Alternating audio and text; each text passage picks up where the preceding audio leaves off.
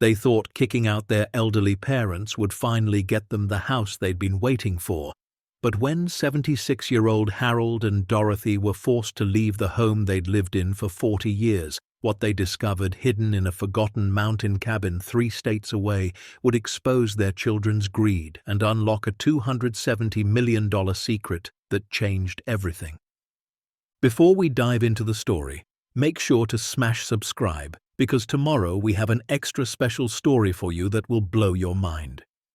The morning light crept through the lace curtains of the small craftsman house on Maple Street, the same light that had warmed that kitchen for 4 decades. Dorothy Chen stood at the stove, her hands trembling slightly as she cracked eggs into the cast-iron skillet her mother had given her in 1973. She was 74 years old, her hair silver and pulled back in the same neat bun she'd worn since Harold first kissed her at a church social in 1968. The kitchen smelled like butter and coffee, the same smell that had greeted 3 children every morning before school, the same smell that had filled this house with something that used to feel like love. Harold sat at the table behind her, his weathered hands wrapped around a coffee mug that read, "World's Best Dad, a Father's Day gift from 1992. He was 76, his shoulders still broad but curved now from time and invisible weight. His eyes, once sharp and bright, had dulled to something quieter, more cautious. He stared out the window at the garden Dorothy had tended for 38 years, at the rose bushes they'd planted when Sarah was born, at the small stone path he'd laid by hand when the kids were still small enough to hold. Neither of them spoke. They both knew what today was. They'd known for 3 weeks, ever since Michael had called and said in that tight, businesslike voice, "We need to have a family meeting, all of us. It's important." The doorbell rang at exactly 9 o'clock. Punctual, controlled, planned. Dorothy turned off the stove and smoothed her apron with shaking hands. Harold stood slowly, his knees protesting, and walked to the door. He opened it to find all 3 of his children standing on the porch like strangers at a foreclosure sale. Michael, 48, wore a charcoal suit, even though it was Saturday. His wife, Jennifer, stood beside him, her expression carefully neutral, her designer handbag clutched like a shield. Sarah, 45, had flown in from Seattle, her athletic wear expensive and pristine, her smile tight and rehearsed. Patricia, the youngest at 42, wouldn't meet her father's eyes. Her husband, Derek, stood behind her, scrolling through his phone like this was just another appointment. "Hi, Dad," Michael said, stepping inside without waiting for an invitation. The others followed. No hugs, no warmth, just the hollow choreography of people going through motions they'd already decided didn't matter. Dorothy appeared from the kitchen, wiping her hands on a dish towel. "I made breakfast," she said softly. "Eggs, bacon, biscuits, just like when you were—" "We're not staying long, Mom," Sarah interrupted. "This isn't a social visit." The words landed like stones. Dorothy's smile faltered, then disappeared. She folded the dish towel carefully and set it on the counter, her hands finding each other, fingers twisting together in that nervous habit Harold had learned to recognize 56 years ago. They gathered in the living room, the same room where Christmas mornings had exploded with wrapping paper and laughter, where Harold had taught Michael to tie a tie, where Dorothy had hemmed Sarah's prom dress at 2 in the morning. Now it felt like a courtroom. The children sat on one side, Harold and Dorothy on the other. Michael cleared his throat and pulled a folder from his briefcase. "Mom, Dad, we've been talking, all of us, and we think it's time to have a serious conversation about your living situation." Harold frowned. "Our living situation?" "This house," Michael continued, gesturing around them. "It's too big for the 2 of you. The maintenance is expensive. The property taxes keep going up. You're both getting older, and honestly, it's not safe for you to be managing a 3-bedroom house and a yard at your age." Dorothy's voice was barely a whisper. "We've managed fine for 40 years. "But you're not managing, Mom," Sarah said, leaning forward with manufactured concern. The roof needs replacing. The plumbing is ancient. Dad can barely climb a ladder anymore. What happens when something breaks? What happens when one of you falls?" "I haven't fallen," Harold said, his voice harder now. "Not yet," Patricia added. "But Dad, you're 76, Mom's 74. You need to be realistic." Jennifer, Michael's wife, spoke up for the first time. "We found a really nice senior apartment community about 20 minutes from here. One bedroom, but very clean. They have activities, a nurse on staff, grab bars in the bathroom. It's perfect for this stage of life." Harold felt something cold spreading through his chest. "You want us to sell the house?" "We want you to be safe," Michael said, but his eyes betrayed him. They flicked to the window, to the street, calculating. "And yes, selling makes the most sense. The market is good right now. This neighborhood has appreciated significantly. We could get a great price." "We?" Dorothy asked, her voice cracking. "This is our house, Michael. We bought it in 1973. We raised you here. And we're grateful," Sarah interrupted. "But holding on to it out of sentimentality isn't practical. You don't need this much space.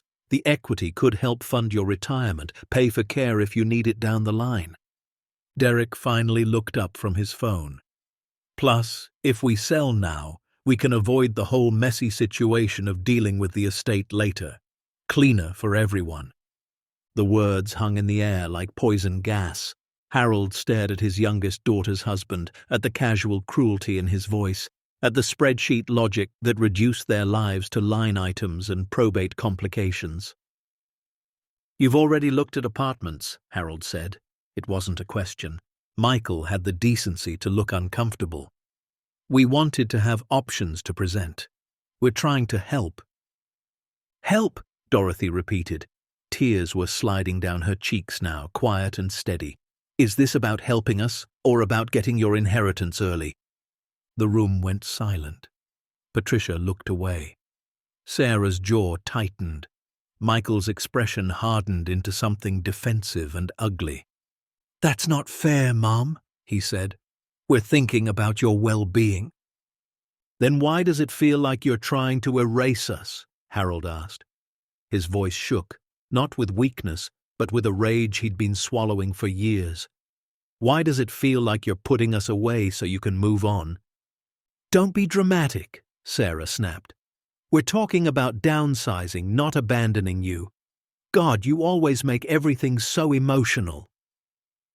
Dorothy stood abruptly, her hands clenched at her sides. "Get out!" They all turned to stare at her. "Mom," Patricia started.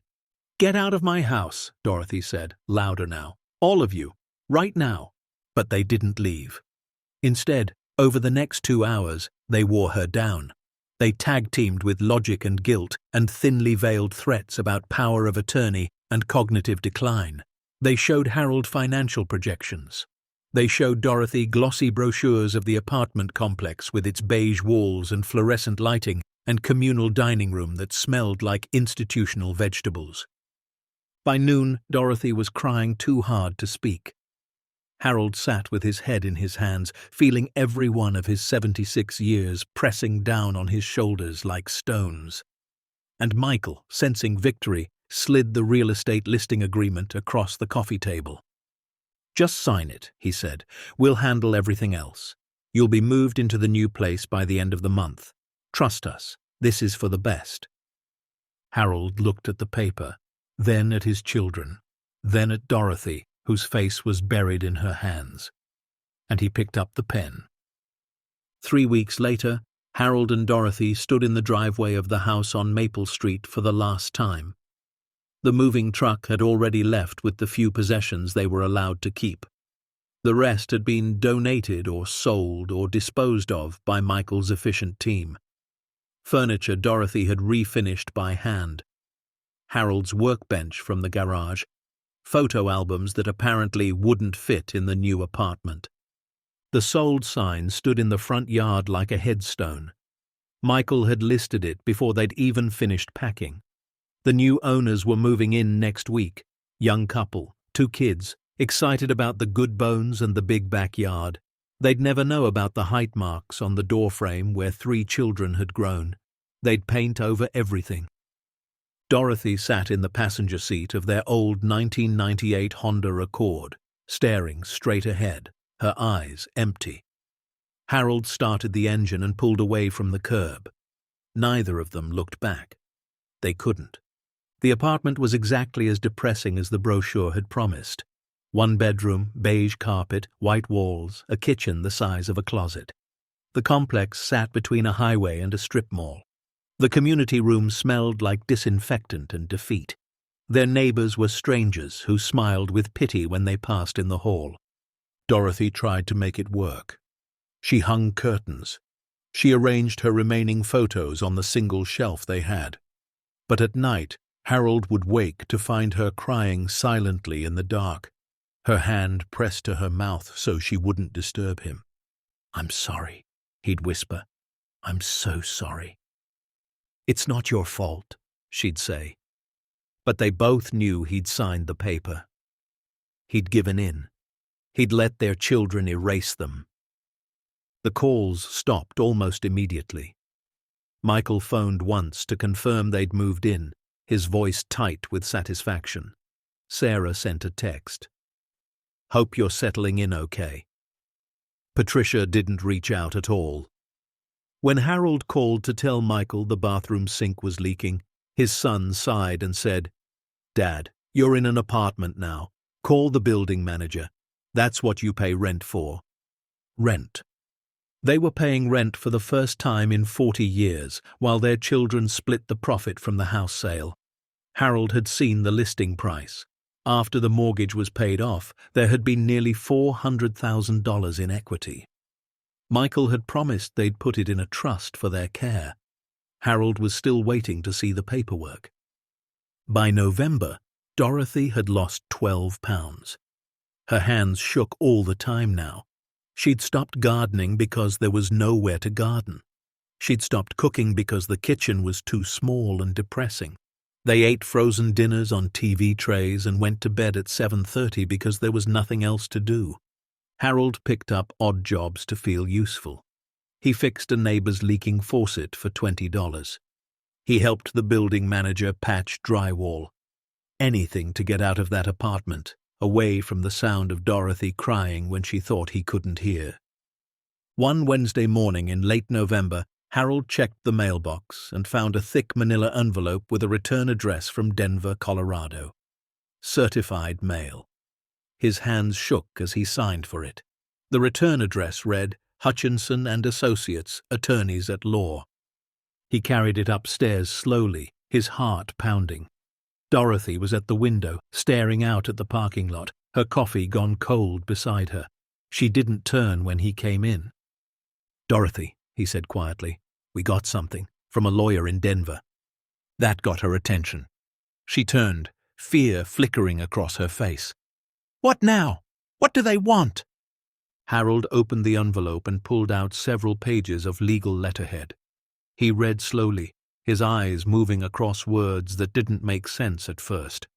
Estate, beneficiary, inherited property, his Uncle Eugene.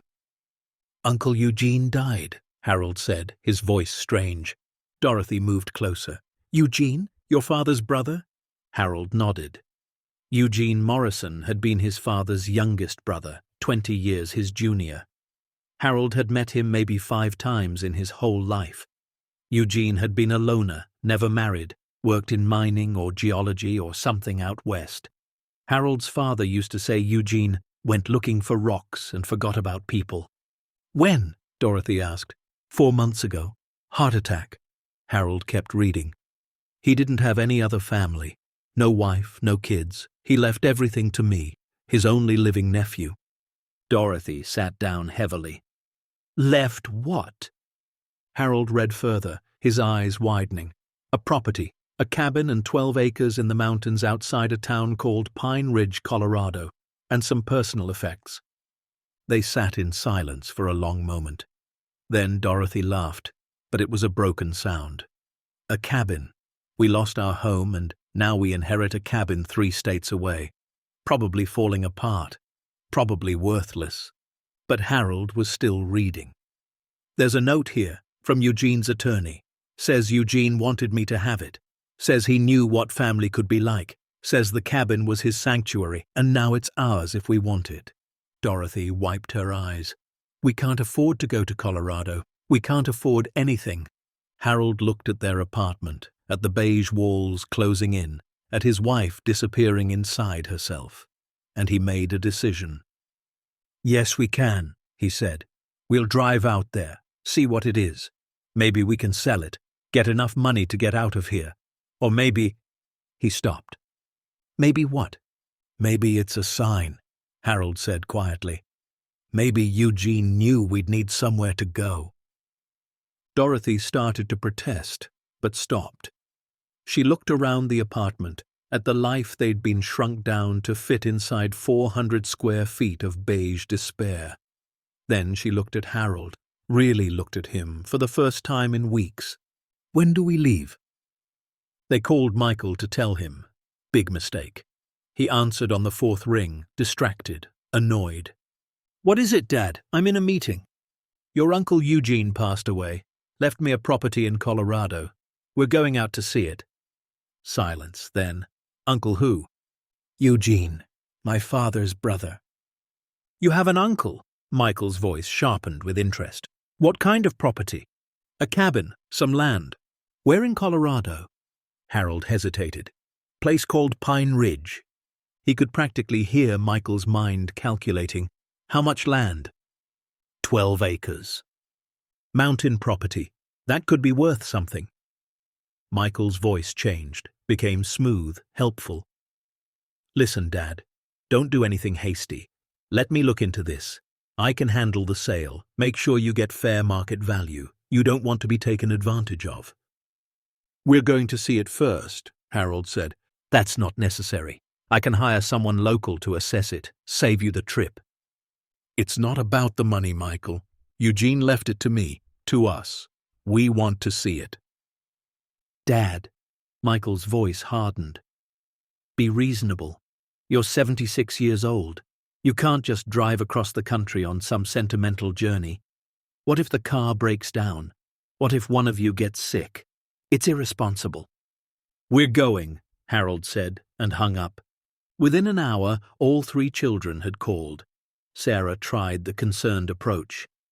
"Daddy, I don't think this is a good idea. You're not thinking clearly. This is a lot of stress and change. Maybe you should talk to someone." Patricia tried guilt. "Mom's not strong enough for this. You're going to make her worse. Just let Michael handle it." Harold turned off his phone. They left on a grey Saturday morning in December, the Honda packed with 2 suitcases, a cooler full of sandwiches Dorothy had made at 4 a.m., and a folded map because Harold didn't trust GPS. The attorney had sent detailed directions and a key.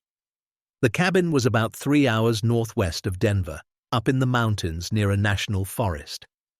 Dorothy sat in the passenger seat, her hands folded in her lap, watching the city fall away behind them. As they merged onto the highway heading west, Harold saw something shift in her face. Not hope exactly, but something close. Possibility, maybe. The first light he'd seen in her eyes since they'd signed away their home. "What if it's just a shack?" she asked after an hour of silence. "Then we sell it and keep moving," Harold said. "What if the children are right? What if we're being foolish?" Harold reached over and took her hand. Her fingers were cold, thin, fragile as bird bones. "Then we're foolish together, like we've always been." She smiled, actually smiled. "I'm scared, Harold." "Me too." They drove through the plains of Kansas, through the flat exhaustion of eastern Colorado, watching the mountains grow on the horizon like a promise or a threat. They stopped at a motel outside Denver, ate Chinese takeout from styrofoam containers, and slept better than they had in months. The next morning, they drove into the mountains. The road climbed and twisted, pine trees closing in on both sides, the air growing thinner and sharper. Harold's ears popped. Dorothy gripped the door handle as they navigated switchbacks that dropped away into nothing. Pine Ridge turned out to be less a town and more an idea, A post office, a general store, a diner, maybe 200 people scattered across the mountainside. The attorney's directions took them past the town centre, up a dirt road that climbed through thick forest. After 20 minutes, the road ended at a clearing, and there it was. The cabin sat in a meadow surrounded by towering pines, backed against the mountain itself. It was bigger than Harold had expected, 2 stories built from dark wood that had weathered to silver in places. The roof looked solid. The windows were intact. A wide porch wrapped around the front, and stone steps led up to a heavy wooden door. It wasn't a shack. It was a sanctuary. Harold parked and they sat there for a long moment, just staring. Dorothy's hand found his again. "It's real," she whispered. They got out slowly, their legs stiff from the drive. The air was cold and clean, sharp with pine and wood smoke from somewhere distant. The silence was profound, broken only by wind in the trees and the distant call of a bird Harold didn't recognize. Harold pulled the key from his pocket. His hands shook as he fitted it into the lock. The door was heavier than it looked, solid, built to last. It swung open with a low groan. Inside, the air was stale but dry. Weak December light filtered through dusty windows, illuminating a large open room. A stone fireplace dominated one wall, big enough to stand in. The furniture was covered in white sheets like ghosts. The floors were wide plank wood, scuffed but solid. Dorothy moved through the space slowly, pulling back sheets. A leather couch, a handmade dining table, bookshelves filled with geology texts and National Geographic magazines going back to the 1960s. Everything was dusty, untouched, waiting. Harold found the kitchen. Old appliances, but functional looking. A hand pump at the sink and a regular faucet. He tried the faucet. After a moment of groaning pipes, clear water rushed out. The electricity was still on, paid by Eugene's estate, according to the attorney's letter. "Harold!" Dorothy called from upstairs. Her voice sounded strange. He climbed the wooden stairs, his heart pounding. Dorothy stood in a bedroom, in front of a wall covered in photographs. Pictures of Eugene through the years, young and strong in mining gear, older and weathered, holding rock samples, standing beside the cabin in various stages of construction. And there, in the corner, several photos that made Harold's breath catch. Pictures of Harold as a boy, his parents, his father and Eugene together, young men with their whole lives ahead of them. And one photo Harold had never seen before, his father's funeral, 1987. Eugene in the back row, barely visible, watching from a distance. "He was there," Harold whispered, "at Dad's funeral. I never knew." Dorothy touched one of the photos gently. "He was watching over you all these years. He knew about you, Harold. He remembered." Harold felt something crack inside his chest. Tears blurred his vision. This man, this uncle he barely knew, had left him more than property. He'd left him a place where he was wanted, where he belonged, where he was remembered. They explored the rest of the cabin as the afternoon light faded to gold. 2 bedrooms upstairs, a workshop in the back. The basement was the strangest part, larger than it should be, with walls that seemed too reinforced for a simple cabin. The door was unusually heavy, almost industrial, but it was locked with a different lock, and neither of the keys they had fitted. "We'll figure it out later," Harold said. They spent that first night on the leather couch in front of a fire Harold built in the stone fireplace, wrapped in blankets they found in a cedar chest, eating the last of Dorothy's sandwiches. Through the windows, stars blazed across the sky, more stars than Harold had ever seen. "We could stay," Dorothy said quietly.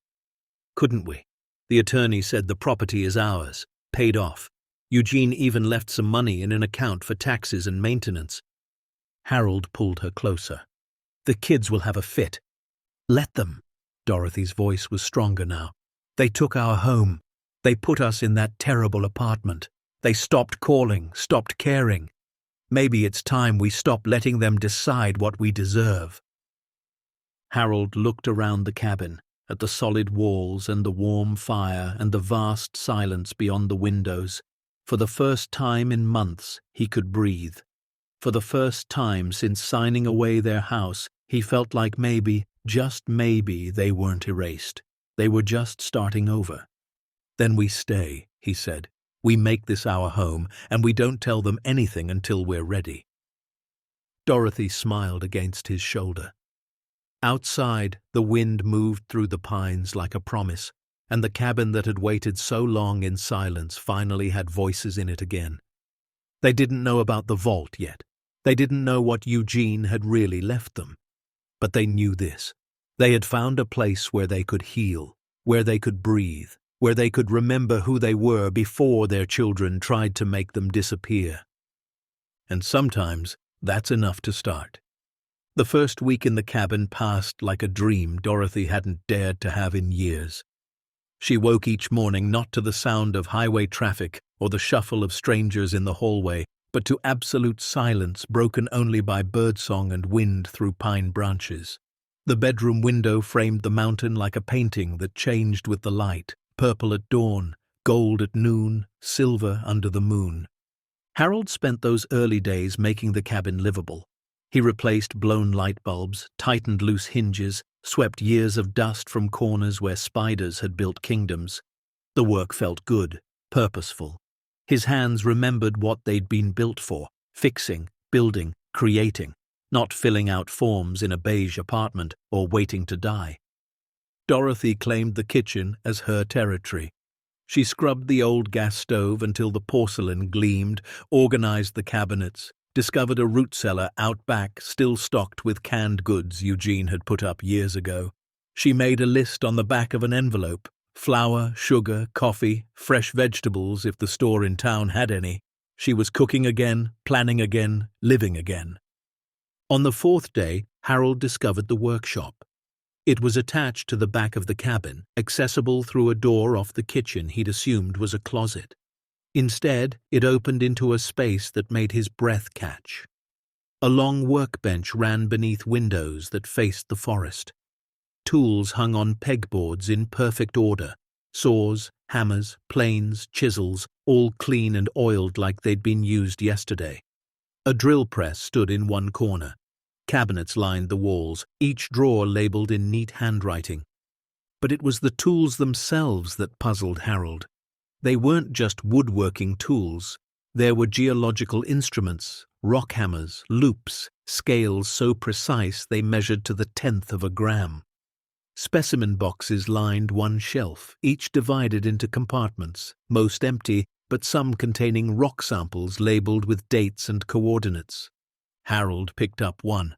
Quartz crystal, Pikes Peak region, June 1972. Another, Fool's Gold, Clear Creek County, April 1968.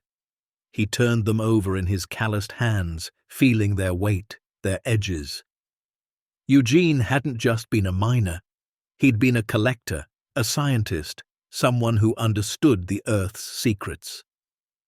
That night, as they sat by the fire, Harold showed Dorothy what he'd found. She held the specimens up to the firelight, watching them glitter. "He was looking for something," she said quietly. "All these samples, all these dates. He was searching." "But for what?" Dorothy set the rocks down gently. "Maybe we'll find out." The next morning, they drove into Pine Ridge for supplies. The general store was exactly what Harold expected: wooden floors, creaking shelves, the smell of coffee and old newspapers. A woman behind the counter looked up as they entered, her weathered face breaking into a cautious smile. "Help you folks?" she asked. "Just getting some groceries," Harold said. "We're staying up at the Morrison place." Her eyes widened. "Eugene's cabin? You family?" "I'm his nephew, Harold Chen. This is my wife, Dorothy." The woman's expression softened. "I'm Margaret. Ran this store for 32 years. Eugene used to come in every couple weeks. Quiet man, kept to himself mostly, but always polite, always paid in cash." She paused. "I'm sorry for your loss." "Thank you," Harold said. "We didn't know him well. Trying to learn about him now, I suppose." Margaret nodded thoughtfully. He was a good man. Brilliant, folks said. Worked in mining geology for some big companies back in the day, then just disappeared up that mountain. Must have been, late 70s. Bought that land and built that cabin himself. Every board, every nail. Dorothy leaned forward.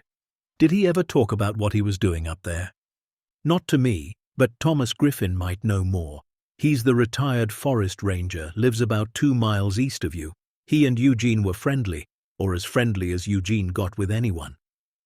They bought their supplies and drove back up the mountain, but instead of turning at their road, Harold followed Margaret's directions to a smaller cabin set back in the trees. Smoke curled from the chimney. Before they could knock, the door opened.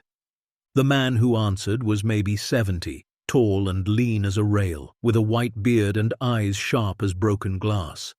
He looked at them for a long moment, then smiled. "You're Harold," he said. It wasn't a question. "How did you—" "You look like Eugene, around the eyes, and he told me about you. Said if anything happened to him, his nephew Harold might show up eventually." He stepped back. "I'm Thomas Griffin. Come in." Thomas's cabin was smaller than theirs, one room with a loft, but warm and organized. Maps covered the walls, topographical surveys, Forest Service documents, photographs of the mountains in different seasons. They sat at a rough-hewn table while Thomas poured coffee from a blue enamel pot. "Eugene left you the property," Thomas said.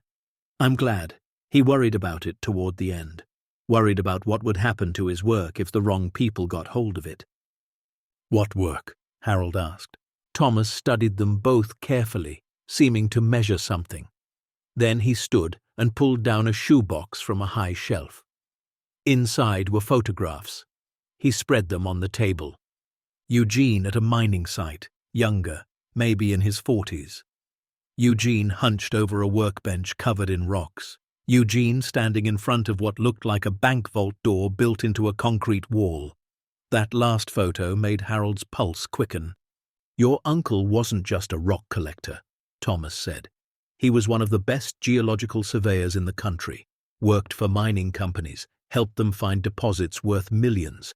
But he had a different hobby, a personal collection, spent 50 years gathering specimens, not just any rocks, the rare ones, the valuable ones, the ones that tell stories about how the earth was made." Dorothy's hand found Harold's under the table. "How valuable?" Thomas met her eyes. "I don't know exactly. He never showed me everything. But Eugene once told me, after a few beers one winter night, that his collection represented his life's work. Said it was worth more than most people would see in 10 lifetimes. Then he laughed and said it didn't matter because money never made anyone happy. What mattered was the beauty of it, the knowledge." "Where is this collection?" Harold asked, his throat dry. "In the cabin somewhere. He built something special to protect it. That's all I know. He was paranoid about security, about the wrong people finding out. Said his family back east, meaning his brothers and their kids, were the type to sell their own grandmother if the price was right." Thomas paused. "No offense." "None taken," Harold said. "My children just sold our house out from under us and stuck us in a 1-bedroom apartment. I understand exactly what Eugene meant." Thomas nodded slowly. "Then maybe you're the right person after all. Eugene said he was waiting for someone who understood what mattered, someone who'd been stripped down to what's real." They talked for another hour. Thomas shared stories about Eugene's last years, his failing health, his determination to finish cataloging his collection. How he'd paid Thomas to check on the cabin after he died, keep the utilities running, make sure everything stayed secure until Harold showed up. "He knew I'd come?" Harold asked. "He hoped. Said you were the only one in the family who ever wrote to him. Birthday cards, wasn't it?" Harold felt his eyes burn. "Christmas, too. I didn't think he cared. He never wrote back." "He kept every card. They're in the cabin somewhere. He cared, Harold. He just didn't know how to show it the way normal people do." Driving back to the cabin, Dorothy was quiet for a long time.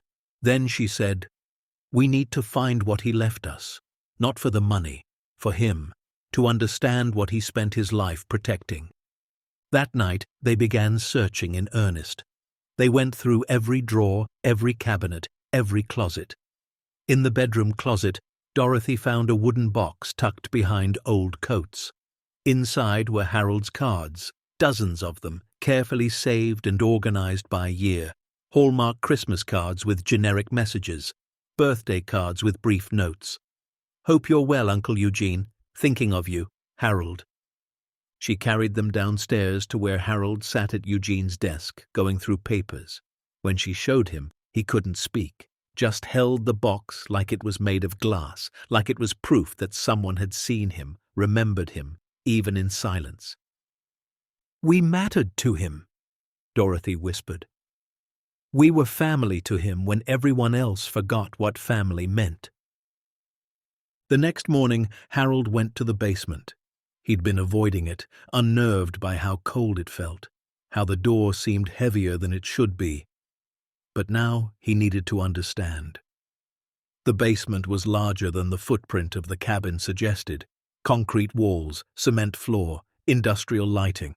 One wall held metal shelving stocked with emergency supplies, water, canned food, batteries, enough to survive a long winter cut off from the world. But it was the far wall that stopped Harold cold. The concrete there looked different, newer, reinforced with what looked like steel embedded in the surface.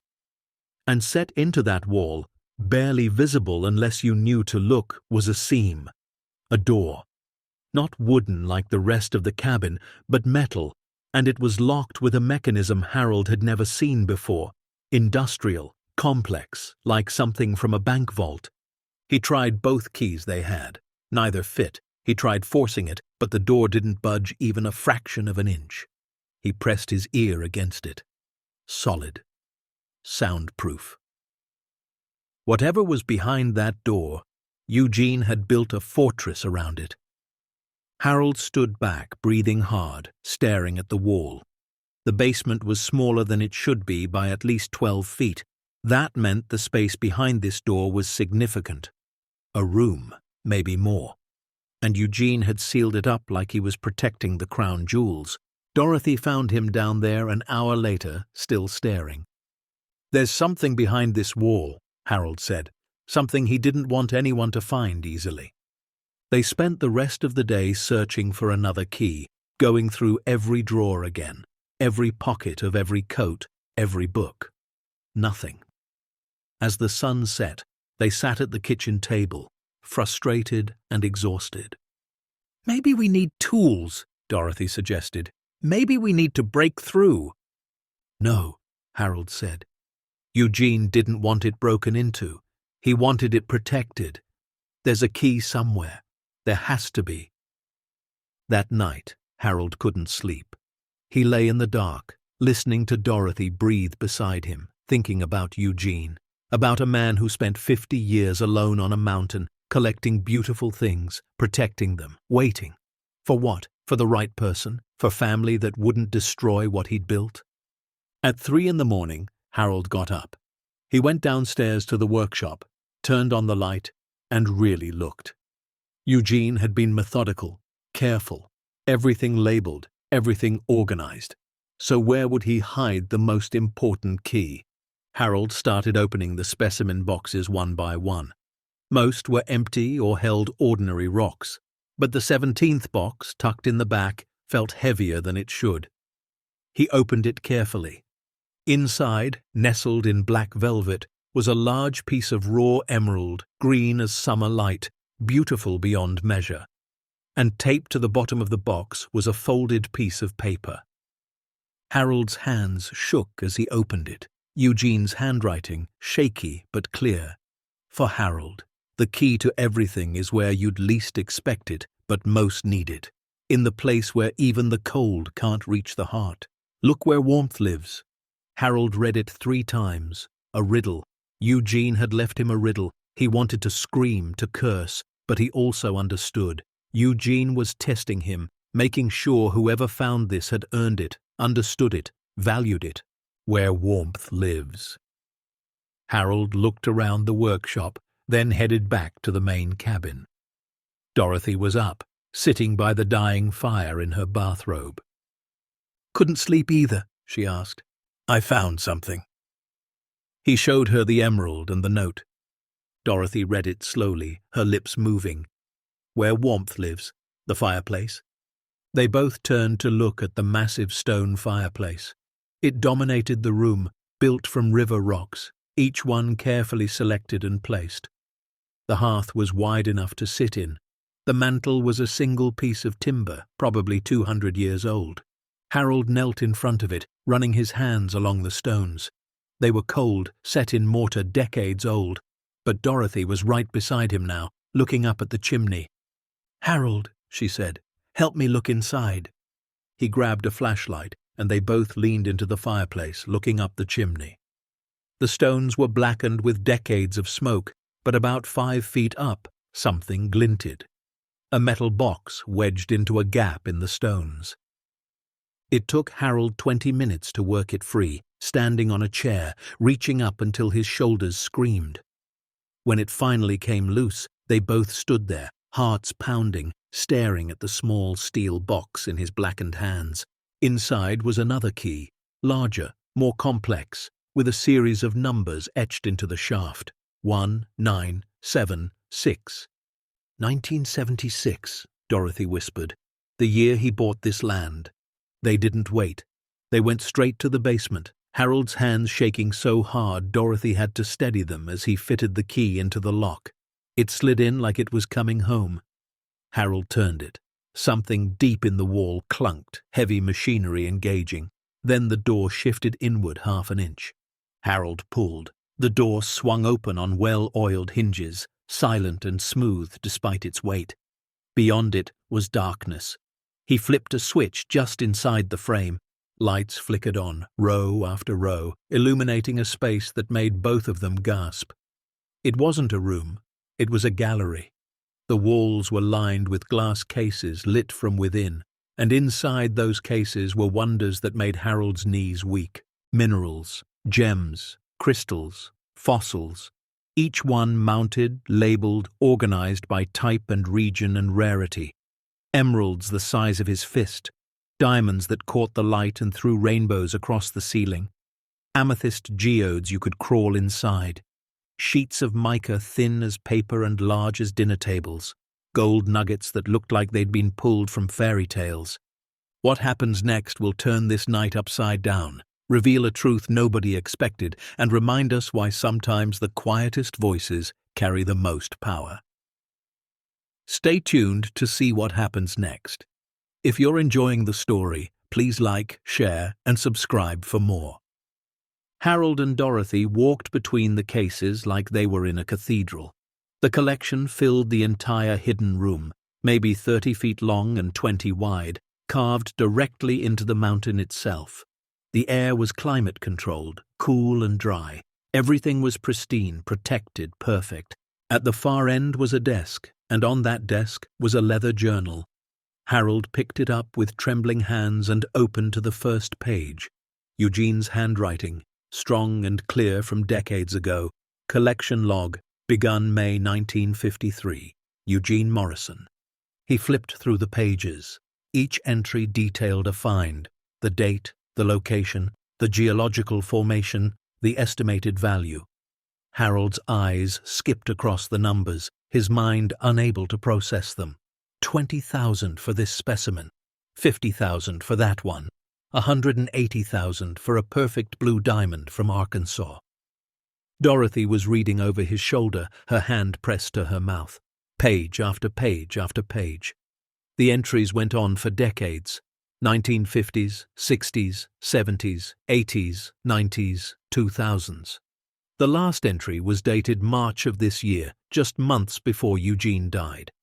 Specimen 412, Pink Sapphire, Montana, exceptional clarity, estimated value 120,000. Total collection value as of this date, 270,300,000. The number sat on the page like a bomb. Harold read it again. Then again, his vision blurred. Dorothy sat down hard on the floor, her legs giving out. "That can't be real." she whispered. "That's not possible." But it was real. The evidence surrounded them on every side. Glass cases filled with treasures that most people would never see in person, that belonged in museums or vaults or the private collections of billionaires.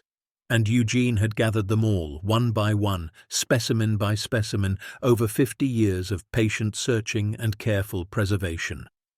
Harold kept reading. Toward the end of the journal, the tone changed.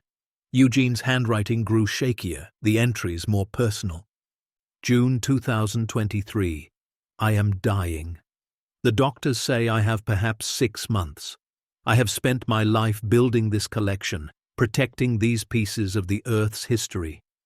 I cannot let them be scattered, sold to the highest bidder, lost to greed. My brothers are gone. Their children care only for money. But Harold sent me cards. Harold remembered I existed even when I didn't deserve remembering. Harold was cast out by his own children. I read about it in the Christmas card his wife sent. They sold his house, threw him away. He understands loss. He might understand value, too. The real kind. Not money. Meaning. Harold's throat closed up. Tears blurred the words. Eugene had known what Michael and Sarah and Patricia had done, had known Harold was suffering, and had planned this, had waited, had protected this collection specifically for him. The entry continued. I am leaving everything to Harold, the cabin, the land, the collection, but I am also leaving him a choice. He can sell it all, walk away a rich man, buy a mansion, live in comfort. No one would blame him. Or he can do what I hope he'll do, protect it, preserve it, find a way to share it with the world that honors what these specimens represent. The Earth's story written in stone. Knowledge that took billions of years to create and only seconds to destroy if the wrong hands get hold of it. I don't know which choice he'll make, but I know he'll make it for the right reasons, and that's all I can ask. Harold closed the journal carefully. He looked at Dorothy. Her face was wet with tears, her eyes wide. "What are we going to do?" she whispered. Harold stood slowly, his old knees protesting. He walked the length of the gallery again, looking at each case. The emeralds that glowed like captured sunlight, the opals that held galaxies, the fossils that told stories of creatures dead for millions of years, the minerals that formed in darkness under unimaginable pressure and emerged as beauty beyond description. He thought about his children, about Michael's calculating eyes and Sarah's tight smile and Patricia's avoidance, about how they'd sold his life for profit and called it practicality, about the apartment with beige walls and the feeling of being erased. Then he thought about Eugene, a man he'd barely known but who had seen him, remembered him, trusted him with everything that mattered. "We protect it," Harold said. His voice was steady, certain. "We don't sell it. We don't tell the children. We figure out what Eugene wanted, what would honor this collection, and we do that." Dorothy stood, wiping her eyes. "They'll be furious. When they find out what we have, what it's worth, they'll come for it. They'll fight us." "Let them," Harold said. "This isn't theirs, it's ours. Eugene left it to us, and we're going to do right by him."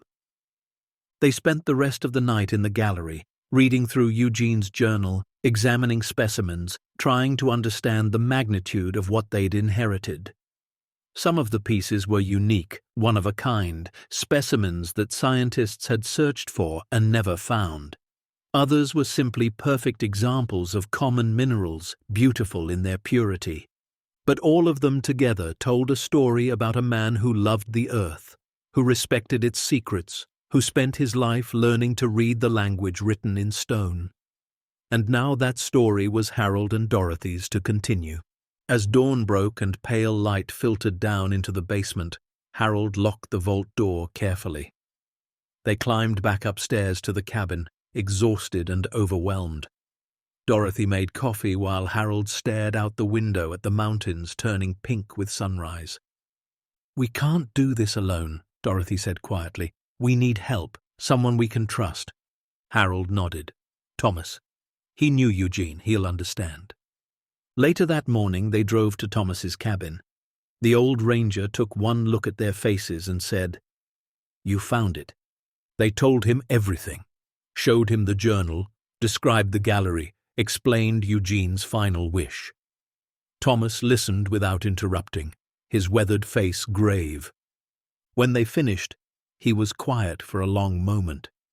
Then he said, "Eugene told me once that his collection wasn't about wealth, it was about stewardship. He said these specimens had survived for millions or billions of years, and it was our job, humanity's job, to protect them for the next million years, not to own them, to guard them." "How do we do that?" Harold asked. "We're just two old people. We don't know anything about museums or foundations or security." "No," Thomas agreed. "But I know someone who does. My daughter works for a natural history museum in Denver. She's a curator, specializes in geological collections. She understands what you have and what it means." Dorothy leaned forward. "Can we trust her?" Thomas smiled. "She's a lot like Eugene was, cares more about the rocks than the money. She'll help you do this right." Over the next week, Thomas's daughter, a serious woman named Caroline with her father's sharp eyes and her own passion for preservation, drove up to the cabin. Harold and Dorothy led her down to the gallery. When the lights came on, she stood absolutely still, her mouth open, her eyes wide. "Oh my God," she whispered. Then louder, "Oh my God, do you have any idea what you have here? This isn't just a collection. This is one of the most comprehensive private geological surveys I've ever seen. Some of these specimens I've only seen pictures, some of them I didn't know existed outside of theoretical models." She walked through the gallery like she was in a dream, stopping at each case, taking notes, sometimes just standing and staring. When she reached the journal, she read it cover to cover, tears streaming down her face. "He was a genius," she said, "not just at finding these things, but at understanding what they meant. The documentation alone is worth millions to the scientific community. And his wish to preserve and share this, that's exactly what should happen." "How?" Harold asked. Caroline turned to them, her expression fierce and focused. "We create a foundation, a non-profit, the Eugene Morrison Geological Heritage Trust. We keep the collection here, in this cabin, in this vault. We bring in security, environmental controls, insurance, and we open it to researchers, students, the public, controlled access, by appointment, so people can see what the Earth creates when given enough time and pressure." "We don't have the money for that," Dorothy said. "You do," Caroline replied. "You can sell a few pieces, the ones Eugene marked as duplicates or less significant. Even 5 or 6 specimens would generate enough capital to set up the trust, establish security, create an endowment. The rest stays protected. Forever." Harold looked at Dorothy. She looked back, and in that moment they both knew this was right. This was what Eugene had been hoping for. Not that they'd sell everything and get rich, but that they'd find a way to protect his life's work and share it with the world. "Okay," Harold said, "let's do it." That night, after Caroline had left with a list of tasks and contacts and next steps, Harold and Dorothy sat on the porch wrapped in blankets, watching stars emerge over the mountains. The temperature was dropping toward freezing, but neither of them wanted to go inside yet. "The children are going to lose their minds," Dorothy said. "Good," Harold replied. "Let them. We lost our home, our dignity, our sense of worth. They took that from us. But we found something better. We found purpose again." Dorothy rested her head on his shoulder. "I was so angry at them, so hurt. But now I think I'm grateful. If they hadn't thrown us away, we never would have come here, never would have found what Eugene left us."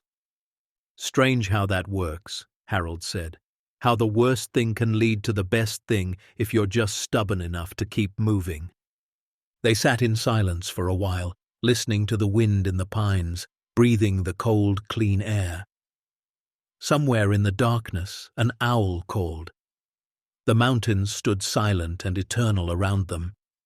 Inside the cabin, beneath their feet, $270 million worth of Earth's treasures waited in climate-controlled darkness. But that wasn't what made Harold smile as he held his wife close. What made him smile was knowing that Eugene had seen him, had believed in him, had trusted him with something precious, and knowing that he and Dorothy had been given a second chance, not just at financial security, but at meaning, at building something that would outlast them, at becoming the kind of people who protected beautiful things instead of selling them. The kind of people Eugene had hoped they would be, the kind of people their children would never understand, and that was perfectly fine. Because sometimes the greatest inheritance isn't money. It's the opportunity to become who you were always meant to be. And Harold and Dorothy Chen, two people the world had tried to throw away, were just beginning to understand who that was. Harold made the call on a Tuesday morning in late December. It was a mistake born from something he'd spent 76 years believing. That family could be fixed if you just tried hard enough, if you just gave them one more chance to see you, to understand, to care. He stood on the porch of the cabin, phone in hand, watching his breath make clouds in the cold mountain air. Dorothy was inside making breakfast, humming something soft and hopeful. They'd been working with Caroline for 2 weeks, laying the groundwork for the foundation. Papers were being drawn up, appraisers were being contacted. Everything was moving in the right direction. And Harold thought maybe, just maybe, it was time to extend an olive branch, to show his children that he wasn't angry, that he'd found something good, that they could all move forward. He dialed Michael's number. His son answered on the second ring.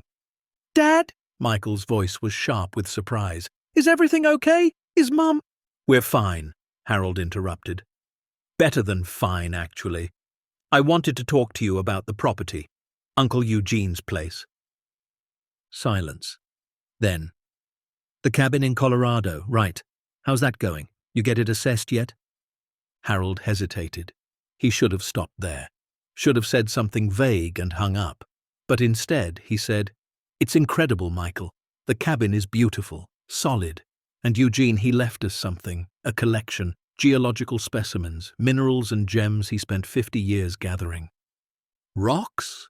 Michael's tone shifted, became dismissive. "You drove all the way to Colorado for rocks." "Not just rocks," Harold said.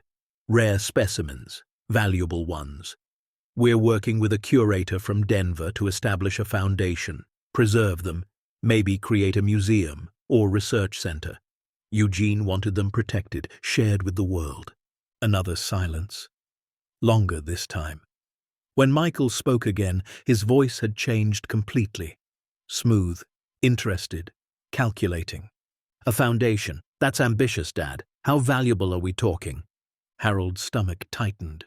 He heard it then, the same tone Michael had used when discussing the house sale, but he was in too deep now. "The collection's worth quite a bit. We're still getting it appraised properly, but—" "How much, Dad? Ballpark?"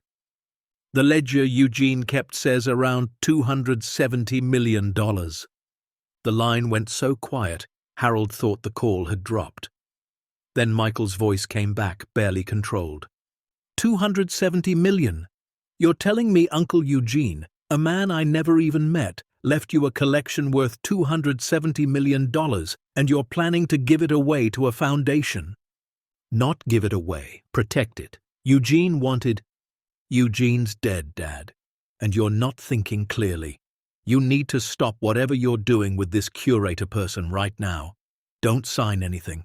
Don't commit to anything. I'm getting on a plane tomorrow. We need to talk about this properly." "Michael, this isn't your decision." "The hell it isn't. You're my father. Mum's 74 years old. You're both clearly not thinking straight if you're planning to hand over a fortune to strangers. I'll be there by tomorrow night. Text me the address." The line went dead. Harold stood there, phone still pressed to his ear, feeling the cold seep through his coat. Through the window, he could see Dorothy setting plates on the table. She looked happy, actually happy, and he'd just destroyed it. Michael arrived exactly 24 hours later, but he didn't come alone. A black Suburban pulled up the dirt road at dusk, its headlights cutting through the pine trees like accusations. Michael got out first, Jennifer beside him in a camel coat too expensive for the mountains. Then Sarah emerged from a second vehicle that pulled up behind them, her husband Ryan at her side. And finally Patricia, looking smaller than Harold remembered, Derek towering behind her with his phone already out, recording. Dorothy appeared in the doorway, her face going pale. What are they doing here? "Family meeting," Michael called out, his voice carrying across the clearing. "We need to talk about this situation, all of us." Harold stepped forward. "There's no situation, Michael. This is our home now. Eugene left it to us. What we do with it is our choice." "Actually, Dad, it's not that simple." Michael pulled a briefcase from the Suburban. "I brought our attorney, Steve Hendricks. He's reviewed the inheritance laws in Colorado, and there are some questions about the validity of Eugene's will." A thin man in a dark suit emerged from the back seat. He nodded at Harold without warmth. "Questions?" Dorothy's voice shook. "Eugene's attorney said everything was in order." Eugene's attorney is a small-town lawyer who probably hasn't handled an estate of this magnitude, Steve said. "There are concerns about undue influence, capacity issues given Eugene's age and health at the time the will was drafted, and potential claims from other family members." "What other family members?" Harold demanded. "Eugene had no one else. That's why he left it to me." Sarah stepped forward, arms crossed. "Actually, Dad, we're family too. We're direct descendants. We have a claim to Grandpa's brother's estate." "You never even met him," Dorothy said, her voice rising. "You didn't know he existed until 2 months ago." "Doesn't matter," Ryan interjected. "Blood is blood, and a $270 million collection shouldn't be hidden away in some vanity museum project when there are living relatives who could benefit." "Benefit," Harold repeated, the word tasting like poison. "You mean sell it, break it apart, destroy what Eugene spent his life building?" "We mean be practical," Michael said. "Look, Dad, Mom, we understand you're attached to this place. It's quaint. You can keep the cabin. We're not trying to take your home away again. But the collection, that needs to be handled properly, sold through the right channels, the money invested wisely, for all of us." "For all of you," Dorothy said. She was shaking now, but not with fear, with rage. "You threw us away. You sold our home. You stuck us in that terrible apartment and stopped calling. And now you want to take this too." Patricia finally spoke, her voice small. "Mom, we didn't throw you away. We were trying to help." "Help?" Dorothy laughed, and it was a terrible sound. "You helped yourselves to $400,000 from our house. Where's that money, Patricia? Where's the trust Michael promised? Because we never saw a penny." Patricia looked at the ground. Michael's jaw tightened. "That money was reinvested," Jennifer said, "in instruments that will benefit you in the long term." "Instruments you control," Harold said. "Instruments we'll never see, just like we'll never see this collection if we let you anywhere near it." Steve, the lawyer, cleared his throat. "Mr. Chen, Mrs. Chen, I understand emotions are high, but we should discuss this calmly. Perhaps we could come inside, review the documentation, talk through options." "No," Dorothy said. "You're not coming inside our home. Eugene left this to us. He trusted us, and we're honoring that trust. Now get off our property." Michael's expression hardened. "We're not leaving until we see this collection. We have a legal right to assess the estate." "You have no rights here," Harold said. "This land is ours. The cabin is ours. Everything Eugene left is ours, legally, properly. His attorney in Denver has all the documentation. If you want to challenge it, do it through the courts. But you're not stepping foot inside this cabin." For a long moment, the two groups faced each other across the clearing. The sun had set behind the mountains, and the temperature was dropping fast. Sarah shivered in her inadequate jacket. Derek's phone light glowed in the darkness. Finally, Michael nodded slowly. "Okay, we'll do it legally. Steve will file the necessary motions. We'll get a court order to examine the collection, assess its value, determine if Eugene's will should be contested. And Dad, when we prove he wasn't in his right mind when he wrote you in, when we show he was isolated and possibly coerced by this curator you're working with, the collection will be divided among all legal heirs. That includes us." "Eugene was never coerced," Harold said. "And he was brilliant until the day he died. You'll lose." "We'll see." Michael gestured to the others. They climbed back into their vehicles, but before getting in, Michael turned back. "We got rooms at the inn in Pine Ridge. We'll be here as long as it takes. And Dad, one more thing. I made some calls on the drive up. Talked to a journalist friend who covers estate disputes. She's very interested in this story. Elderly couple hoards massive fortune in mountain cabin. Could make quite a headline." The threat hung in the cold air. Then they were gone, red taillights disappearing down the mountain road. Dorothy collapsed against Harold, her strength finally giving out. "What have we done? They're going to take it. They're going to destroy everything." "No," Harold said, though his own voice shook. "We fight. We do what Eugene trusted us to do. We protect it." But that night, neither of them could sleep. They lay in the dark, listening to every sound, every creak of the cabin, every whisper of wind. The collection sat beneath them, $270 million worth of Earth's history, and suddenly it felt like a target painted on their backs. The next morning, Thomas appeared at their door before they'd even made coffee. His face was grim. "Heard you had visitors last night. Saw the cars go past. Fancy vehicles for these roads." Harold let him in and told him everything. Thomas listened, his expression growing darker with each word. "They're not going to let this go," Thomas said. "I've seen this kind of thing before. People get word of something valuable. They convince themselves they deserve it, and they don't stop until they get it or destroy it trying." "What do we do?" Dorothy asked. "First, you call Caroline. Get her up here with the real documentation. Eugene's will, his letters of intent, everything. Second, you call Eugene's attorney in Denver. Make sure they're ready for a legal challenge. Third," he paused. "Third, you prepare for the worst. These people, your kids, they're going to escalate." He was right. Over the next 3 days, the harassment intensified. Michael and Sarah took turns driving up the mountain, parking at the property line, taking pictures. A private investigator showed up asking questions at the general store in town. Jennifer posted on social media about her elderly in-laws who'd been taken advantage of by scam artists. The local newspaper got wind of it. A reporter called asking for interviews. When Harold refused, they ran a story anyway. Inheritance dispute brewing over mysterious mountain collection. The article made it sound like Harold and Dorothy were hoarding treasure while their loving children fought for their well-being.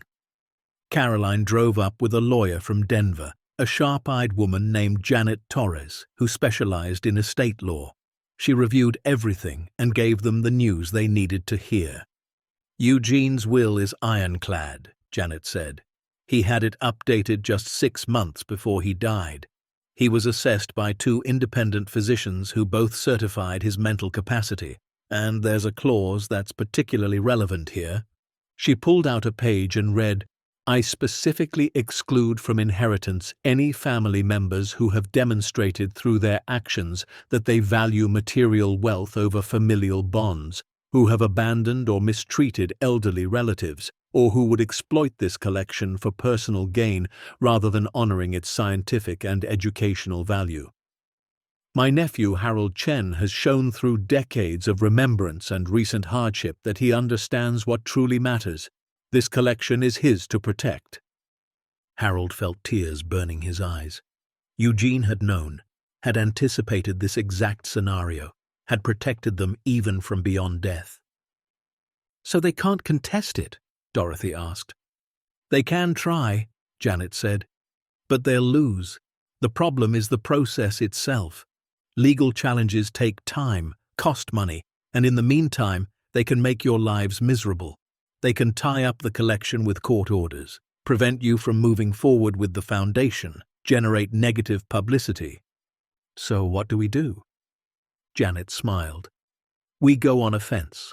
I file a restraining order citing harassment. I contact the journalist they've been talking to and provide the full story, including how they sold your house and abandoned you. I make it very clear that any attempt to access this property or this collection without authorization will result in criminal charges.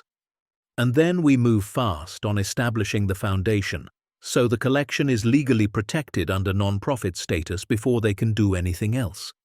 It was a good plan, but they'd underestimated how far Michael and Sarah were willing to go.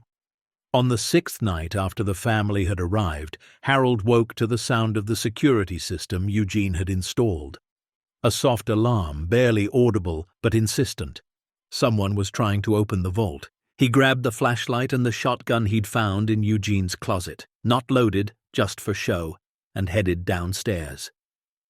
Dorothy was right behind him, her phone already dialing 911. In the basement, the vault door was closed, but the security panel was flashing red.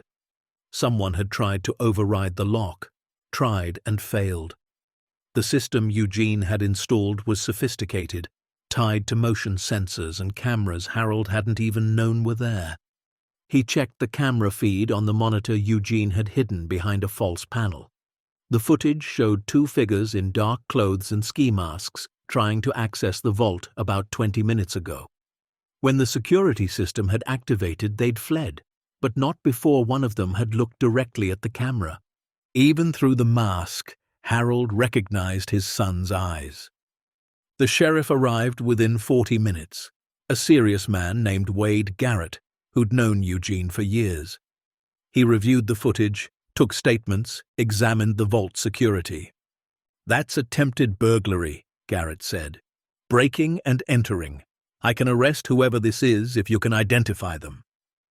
Harold looked at the frozen image on the screen, Michael's eyes staring at the camera, calculating even in failure. And he made a choice. "I know who it is," he said. "It's my son Michael and probably his wife Jennifer or my daughter Sarah. They're staying at the inn in Pine Ridge." Garrett's expression didn't change. "You want to press charges against your own children?" "They're not acting like my children," Harold said. "They're acting like thieves. And yes, I want them arrested." An hour later, Garrett returned with Michael and Derek in handcuffs. Sarah and Jennifer and Patricia followed in a separate car, all of them screaming about wrongful arrest and harassment and elder abuse. The whole thing would have been funny if it weren't so heartbreaking. In the cabin's living room, with Garrett standing witness, Michael finally dropped the pretense of concern. "You're making a mistake, Dad," he said, his voice cold. "We're family. You can't do this to us. That collection should be ours. We deserve it." "Deserve it?" Dorothy stepped forward, and Harold had never seen her look so fierce. "You deserve nothing. You sold our home. You threw us away like garbage. You stopped calling, stopped caring, stopped seeing us as human beings. And now you break into our home, trying to steal what doesn't belong to you, and you talk about deserving." "We're your children," Patricia said, crying now. "Doesn't that mean anything?" "It used to," Harold said quietly. "It used to mean everything. But you taught us that blood doesn't matter as much as we thought. Eugene taught us that. He was barely family by blood, but he saw us, remembered us, trusted us. Your blood, but you treated us like strangers you were waiting to die so you could collect." Sarah's face twisted. "You're pathetic, both of you, clinging to this fantasy that you matter, that you're important. You're just two old people who got lucky. And when we're done with you legally, you'll have nothing. No cabin, no collection, no dignity, just like you deserved all along." The words landed like physical blows. Garrett stepped forward, his hand on his weapon. "That's enough," he said. "You're all leaving, now. And if you come back on this property without a court order, you'll be arrested again. Mr. and Mrs. Chen are pressing charges for attempted burglary. You'll be hearing from the district attorney." They left in a storm of threats and tears and promises of legal destruction. The sound of their vehicles faded down the mountain, and finally, silence returned. Harold and Dorothy stood in the doorway, watching the dawn begin to paint the mountains pink and gold. They were shaking, exhausted, heartbroken, but they were still standing. "We just lost our children," Dorothy whispered. "No," Harold said. "We lost them a long time ago. We just finally admitted it." Thomas appeared an hour later with coffee and breakfast sandwiches from the diner. He'd heard what happened, the whole town had, and he brought news. "The reporter Michael was talking to called me for comment," Thomas said. "Wanted the locals' perspective on the crazy old couple hoarding treasure. I told her the real story, about how your kids sold your house, abandoned you, broke into your home. She's changing the angle of her piece. Turns out, elder abuse is a bigger story than inheritance disputes." "We don't want revenge," Harold said. "We just want to be left alone." "I know," Thomas said. "But sometimes the truth serves both purposes." Over the next week, things moved quickly. Janet Torres filed the restraining order and got it granted. The district attorney charged Michael and Derek with burglary. The story the reporter published painted Harold and Dorothy as sympathetic victims of greedy children, not hoarders of stolen wealth. Public opinion shifted. Letters of support arrived at the cabin. Offers of help from lawyers, security experts, museum directors. People who believed in what Eugene had been trying to do and wanted to help Harold and Dorothy succeed. And through it all, the collection remained safe, locked behind steel and stone, waiting for the day it could be shared with the world the right way, Eugene's way. But the cost had been devastating. Harold and Dorothy had lost their children, not to death or distance, but to greed and cruelty. They'd been forced to choose between family and integrity, and they'd chosen integrity. Some nights Dorothy still cried for what might have been, for the children she'd raised who'd become strangers, for the grandchildren she'd probably never see again, for the family gatherings that would never happen. But other nights, sitting by the fire with Harold, looking at Eugene's photographs on the wall, she felt something unexpected. Peace. Because they'd made the right choice. They'd protected something beautiful. They'd honored a trust. And they'd discovered that sometimes the family you're born with isn't the family you're meant to keep. "Eugene knew," Harold said one night as they sat in the quiet cabin. "He knew what they were like, what they'd try to do. That's why he left us everything. Not in spite of what we'd been through, but because of it. He knew we'd been stripped down to what's real, knew we'd understand what matters." Dorothy took his hand. "Do you think we'll ever speak to them again?" "I don't know," Harold said honestly. "Maybe someday they'll understand what they did, what they lost. But even if they don't, we did the right thing." Outside, the wind moved through the pines like a benediction. Inside the mountain, beneath their feet, $270 million worth of Earth's treasures waited in the darkness. And upstairs in the bedroom, two elderly people who'd been thrown away by their children had found something more valuable than any gem. Purpose, dignity, and the strength to stand for what's right even when it costs everything. The battle wasn't over. There would be more legal challenges, more attempts to discredit them, more pain to endure. But Harold and Dorothy Chen had survived worse. They'd survived being erased by their own children. And they'd come out the other side stronger, clearer, and absolutely certain of one thing. Some inheritances are worth fighting for, and some families are worth losing. The district attorney's office moved faster than anyone expected. By mid-January, Michael and Derek were formally charged not just with attempted burglary, but with conspiracy and elder abuse. The evidence was overwhelming. The security footage, the documented harassment, the social media posts Jennifer had made claiming Harold and Dorothy were incompetent. Even the paper trail from the house sale came back to haunt them when Janet Torres subpoenaed the financial records and proved that the promised trust fund had never existed. The trial was set for March, but Michael's attorney tried everything to make it go away. They offered to drop the inheritance challenge if Harold dropped the charges. Harold refused. They offered a public apology and restitution. Harold refused. They finally offered something that made him pause: full confession in exchange for probation and a permanent restraining order keeping them away from Harold, Dorothy, and the property. Harold sat in Janet's Denver office, Dorothy beside him, considering the offer. Through the window, he could see the city stretching out below, all glass and steel and movement. So different from the quiet mountains that had become their sanctuary. "What do you think?" Janet asked. "It's a good deal. They admit wrongdoing publicly. They stay away forever. You avoid a trial that'll drag this out for months and keep you in the headlines." "But they don't go to jail," Dorothy said softly. "No," Janet admitted. "Probation means they get community service, fines, but no prison time. Is that enough for you?" Harold thought about his son, the boy he'd taught to ride a bike, to tie his shoes, to treat people with respect. Somewhere along the way, that boy had become a man who valued money over everything, who saw his own parents as obstacles to wealth. And Harold realized something. He didn't want revenge. He just wanted them gone. "We'll take the deal," he said, "but only if the confession is detailed. I want them to admit what they did to us. All of it. The house, the apartment, the break-in, everything.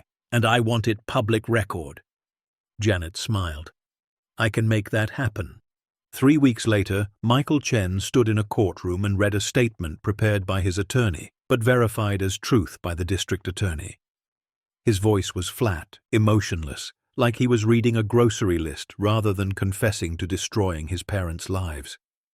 "I, Michael Chen, acknowledge that I coerced my parents, Harold and Dorothy Chen, into selling their home of 40 years under false pretenses. I told them it was for their safety and well-being when in reality, I wanted access to the property value. I placed them in inadequate housing and failed to provide the financial support I promised. When I learned of their inheritance from Eugene Morrison, I attempted to claim it for myself, despite having no legal right to it. I conspired with my brother-in-law Derek Sullivan to break into their property and access a secured collection. I engaged in a campaign of harassment and intimidation, designed to force them to relinquish their legal inheritance. I deeply regret my actions and accept full responsibility for the harm I caused." Sarah and Jennifer read similar statements. Patricia's was shorter, but included an admission that she'd known what her siblings were doing and had participated in the harassment. All 4 were sentenced to 2 years probation, 500 hours of community service, and ordered to pay restitution covering Harold and Dorothy's legal fees. More importantly, they were permanently barred from contacting Harold or Dorothy, from coming within 500 feet of the Pine Ridge property, and from making any future claims against Eugene Morrison's estate. Harold watched them file out of the courtroom, their heads down, their expensive clothes rumpled. Jennifer was crying. Sarah looked furious. Michael looked empty, like someone had scooped out everything inside him and left just a shell. Patricia glanced back once, her eyes meeting Harold's, and for a moment he saw something that might have been regret. But then Derek pulled her away, and she was gone. "How do you feel?" Dorothy asked as they stood on the courthouse steps. Harold breathed the cold Denver air, watching traffic flow past, people rushing to jobs and appointments and lives that had nothing to do with inheritance or betrayal or broken families. "Free," he said. "I feel free." With the legal threats resolved, they could finally move forward with Eugene's vision. Caroline and Janet worked together to establish the Eugene Morrison Geological Heritage Trust, a non-profit organization dedicated to preserving and sharing the collection. The paperwork took months, but by late spring, everything was in place. They decided to sell 6 specimens from the collection, pieces Eugene had marked in his journal as duplicates or common examples. Even those brought in $4.2 million at auction. The money went directly into the trust, establishing an endowment that would fund operations, security, research grants, and educational programs for decades. The cabin itself was retrofitted with state-of-the-art climate control and security. The vault was expanded, proper archival storage installed, and a small visitor center added to one wing. They kept the changes minimal, respectful of Eugene's original structure. The cabin still looked like a cabin from the outside, but inside it had become something extraordinary. They hired a small staff, 2 security guards, a collections manager, an education coordinator, and a part-time curator. All local people who understood what the trust represented. Margaret, from the general store's granddaughter, became the education coordinator, a recent college graduate with a degree in earth sciences who'd grown up hearing stories about the mysterious Eugene Morrison. The official opening was scheduled for June 15th, exactly 1 year after Eugene's death. But Harold and Dorothy made a decision that would define what the trust became. They didn't want it to be just a museum. They wanted it to be a sanctuary, the way the cabin had been for them. That's when Dorothy remembered what Eugene had written in his journal. Harold understands loss. He might understand value too, the real kind, not money, meaning. She found Harold in the workshop one evening, organizing tools the way Eugene had kept them. "I have an idea," she said, "but it's big, maybe too big." "Tell me." "We have all this money from the endowment, more than we need just for the collection. What if we used some of it to help other people like us?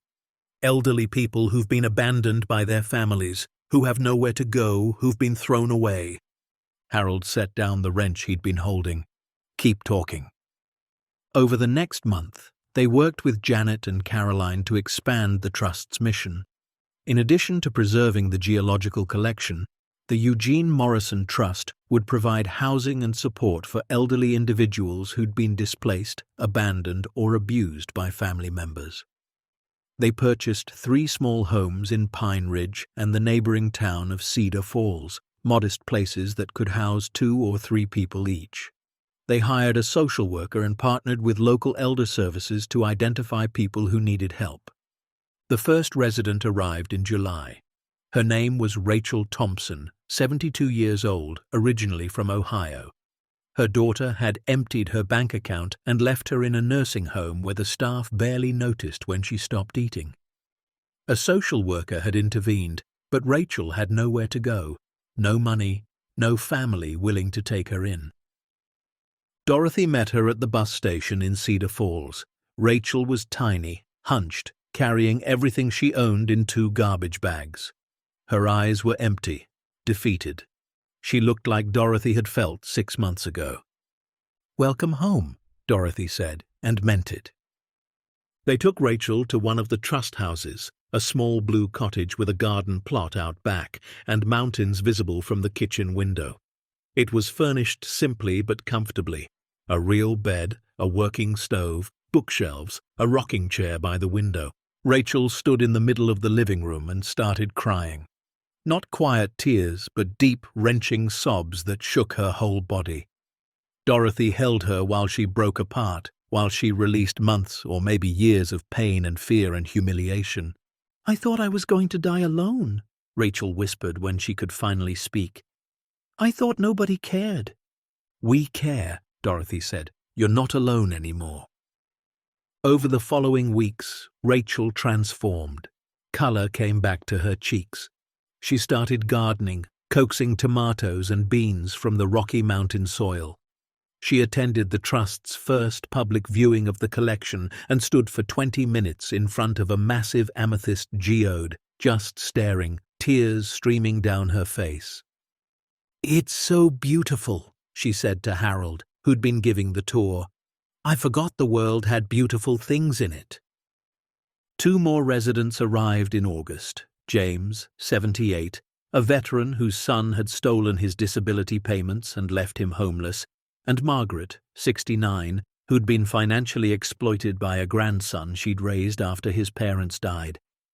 Each came broken, defeated, certain they'd been discarded, and each found something at the trust they'd thought they'd lost forever: dignity, community, purpose. The four of them, Harold, Dorothy, Rachel, and the others, became a family of sorts, not bound by blood, but by understanding.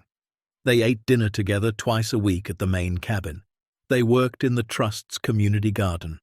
They volunteered at the collection, greeting visitors, sharing Eugene's story, helping children understand the wonder of minerals that took millions of years to form. The geological collection opened to the public that September with a small ceremony. No press, no politicians, just locals and researchers and people who'd heard about this strange treasure hidden in the mountains. Caroline gave a speech about Eugene's legacy. Janet spoke about justice and second chances, and Harold, standing in front of the people who'd become his community, his real family, said simply, "My Uncle Eugene believed some things are too valuable to be owned. They can only be protected, shared, honored. This collection is one of those things, and so are people, so are all of us. Thank you for being here." The visitors filed through the vault in small groups, gasping at the emeralds, marveling at the fossilized trilobites, asking questions about formation processes and geological time. Children pressed their faces to the glass cases. A geology professor from Boulder spent 3 hours examining one specimen and left with tears in her eyes. But the moment that stayed with Harold happened near closing time. A young woman, maybe 30, came through with her grandmother, a frail woman in a wheelchair who couldn't have weighed 90 pounds. They stopped in front of a case containing fire opals from Nevada, stones that seemed to hold flames inside them, alive with orange and red and gold. The grandmother reached out with a shaking hand, not to touch, just to be near. "My husband proposed to me with an opal ring," she said, her voice barely audible. "I had to sell it years ago to pay for his funeral. I never thought I'd see one again." The young woman knelt beside the wheelchair, holding her grandmother's other hand. "It's beautiful, Grandma, just like you said."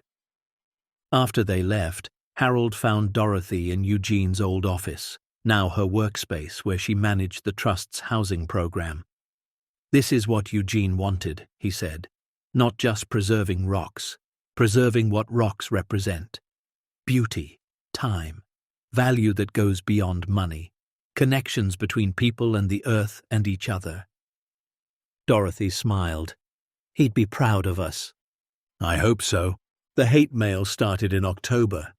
Anonymous letters sent to the Trust, to the local newspaper, to Harold and Dorothy personally. They came from different places, different handwriting, but the message was always the same. They were terrible parents who'd abandoned their children. They'd stolen what belonged to the family. They were selfish and ungrateful and didn't deserve what they had. Harold recognized Jennifer's phrasing in some of them, Sarah's vindictive tone in others. The restraining order prevented direct contact, but it couldn't stop anonymous cruelty. He read each letter once, then filed them away. Dorothy wanted to throw them out, but Harold said no. "Someday," he said, "when enough time has passed, maybe these will remind us why we made the choices we did, why we chose Eugene's legacy over their approval." The letters eventually stopped, but the wound remained. Some nights, Harold still woke thinking about Michael as a boy, Sarah learning to read, Patricia's laugh. He mourned not for who his children were now, but for who they'd been, who he'd hoped they'd become. That grief didn't have an end point. It just became something he carried, like the collection, heavy, valuable, permanent. By the time snow started falling in November, the Trust had helped 12 elderly people find housing, dignity, and community. The collection had welcomed over 2,000 visitors. Research grants had been awarded to 3 graduate students studying mineral formation. and Harold and Dorothy had created something that would outlast them, that would keep helping people long after they were gone. They celebrated Thanksgiving at the main cabin with their chosen family: Rachel, James, Margaret, Thomas and Carolyn, Janet, who drove up from Denver, the trust staff, Margaret from the general store, even Sheriff Garrett.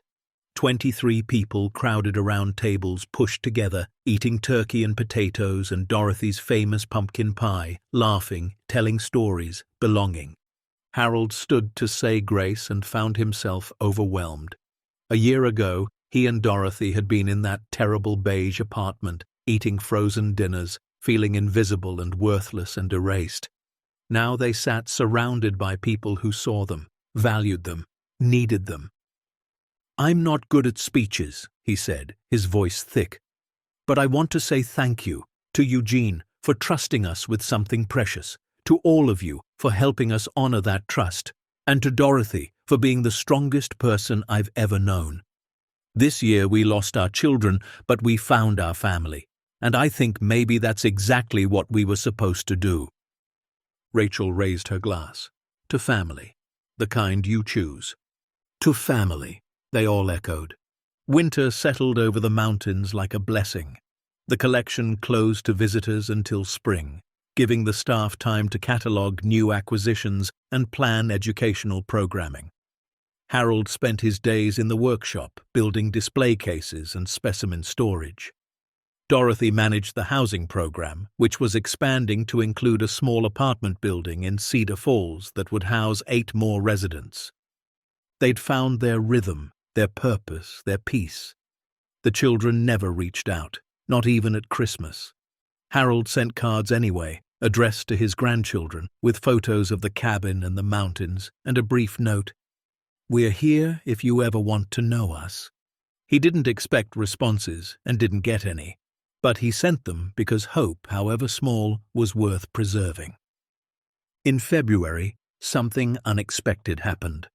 Patricia showed up at the edge of the property line, just standing there in the snow, not crossing, not calling out, just watching the cabin. Sheriff Garrett was called, but Harold stopped him from approaching her. "Let me talk to her," he said. "She's not breaking the restraining order if she stays on the road." He walked down to meet her, his boots crunching through fresh snow. She looked older than he remembered, thinner, tired. Her coat was expensive, but her eyes were empty. "I'm not supposed to be here," she said when he got close. "I know, I needed to see it, to see you."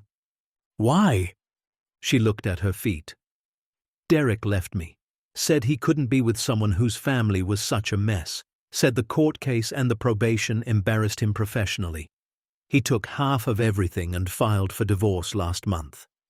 Harold waited. He didn't feel satisfaction at her pain, but he didn't feel pity either. Just a distant sadness for the daughter he'd lost long before any of this started. "I'm sorry," he said finally. "I'm sorry you're hurting." "Are you happy here?" she asked, looking past him at the cabin, at the smoke curling from the chimney. "Yes," he said honestly, "I am.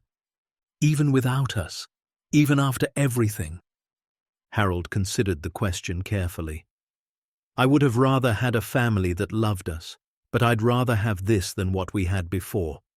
You made a choice, Patricia. All of you did. You chose money and entitlement and cruelty. We chose something different. Can I ever come back?" Her voice broke on the question. "Can we ever fix this?" "I don't know," Harold said. "That would require you to actually change, to understand what you did wrong, not just that it had consequences, to care about someone besides yourself. I don't know if you're capable of that." Tears ran down her face, freezing on her cheeks. "I do care. I'm sorry." "Maybe you are, but sorry doesn't undo what happened, and I'm too old and too tired to spend what time I have left trying to convince my own children to see me as human." He paused. "If you really want to make amends someday, show me through actions. Volunteer somewhere that helps people. Give to a charity that supports abandoned elderly. Become someone Eugene would have been proud to know. Then maybe, in a few years, We can talk." He turned and walked back up to the cabin. He didn't look back to see if she was still standing there. When he told Dorothy about it later, she cried. "Do you think she'll do it?" Dorothy asked. "Do you think she'll actually change?" "No," Harold said. "But I gave her the option. That's all I can do." Patricia never returned.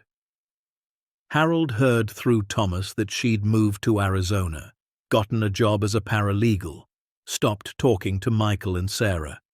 Whether that was growth or just running away, he couldn't say. He added her to his prayers anyway. Spring came early that year, melting the snow by late March and bringing the first tourists back to the collection. The trust had been featured in several geology publications and a public radio piece about alternative museums. Visitors came from across the country, families with children, retired couples, researchers, rock hounds who'd spent their whole lives searching for specimens they could only see here. Harold loved giving tours, watching people's faces transform when they understood what they were looking at. He'd point to a piece of petrified wood and explain it was once a living tree 200 million years ago. He'd show children fool's gold and real gold side by side, teaching them to tell the difference, not just by sight, but by weight, by feel. He'd stand before the massive emerald Eugene had found in Colombia and tell the story of how minerals form under pressure, in darkness, over unimaginable time, becoming beautiful precisely because the process is difficult. Like people, he'd say, we become who we really are through pressure, through difficulty, through time. Eugene understood that. That's why he valued these specimens. They'd survived. They'd endured. They were proof that beautiful things can emerge from impossible circumstances. Visitors would nod, some crying, understanding he wasn't just talking about rocks. One afternoon in May, a bus pulled up carrying a group from a senior center in Denver. 20 elderly people filed out, most using walkers or canes, moving slowly, carefully. Harold and Rachel greeted them, leading them through the collection at a gentle pace. One woman, probably 85, stopped at every single case, reading every label, asking questions. Her name was Louise, and she'd been a geology teacher for 40 years before retiring. "I taught about minerals my whole life," she said to Harold, "but I never saw most of these in person. They were always just pictures in textbooks. This is miraculous." Eugene would be so happy to hear that, Harold said. He always wanted these shared with people who'd appreciate them. Louise turned to him, her eyes sharp despite her age. "I heard about what happened, about your children, about how you built this trust to help people like us." "People like us? Old, discarded, told we don't matter anymore." She touched the glass case gently. "You could have sold all this and lived like kings. Instead, you built something that helps strangers. That takes a special kind of person." Harold felt his throat tighten. "We did what Eugene trusted us to do, that's all." "That's everything," Louise corrected. "Trust is the rarest mineral of all. Can't be mined, can't be bought, only given and earned. He chose well." After the senior center group left, Harold found Dorothy in the garden with Rachel and Margaret, planting tomatoes and peppers. They'd expanded the Trust's gardening program, and now several of the housed residents grew vegetables that supplied the community dinners. "We've been talking," Dorothy said, brushing dirt from her hands, "about next steps. The Trust is doing well, we're helping people, but there's more we could do." "Like what?" Rachel spoke up, her voice stronger than when she'd first arrived. "A lot of us, we lost everything to family members who stole from us. There's no legal recourse, no way to get it back. What if the Trust offered legal aid? Helped elderly people fight financial exploitation?" Margaret added, "and job training. Some of us want to work, feel useful, but nobody will hire a 70-year-old. What if we created a program for that?" Harold looked at these women who'd been broken and abandoned, who'd found strength and purpose, who were now looking to help others the way they'd been helped, and he smiled. "Let's do it," he said. "All of it." By the Trust's second anniversary in June of the following year, they'd expanded to include legal advocacy, job placement, financial literacy programs, and support groups for people dealing with family estrangement. The geological collection remained at the heart of it all, but it had become more than a museum. It was a center for healing, learning, and rebuilding lives. They'd helped 43 people find housing, won 6 legal cases recovering stolen assets, placed 21 elderly individuals in meaningful part-time work, and created a community where people who'd been told they were worthless discovered they were priceless. Harold was 78 now, Dorothy 76. They moved a little slower, tired, a little easier, but they'd never felt more alive. Every morning, Harold walked through the collection, greeting each specimen like old friends.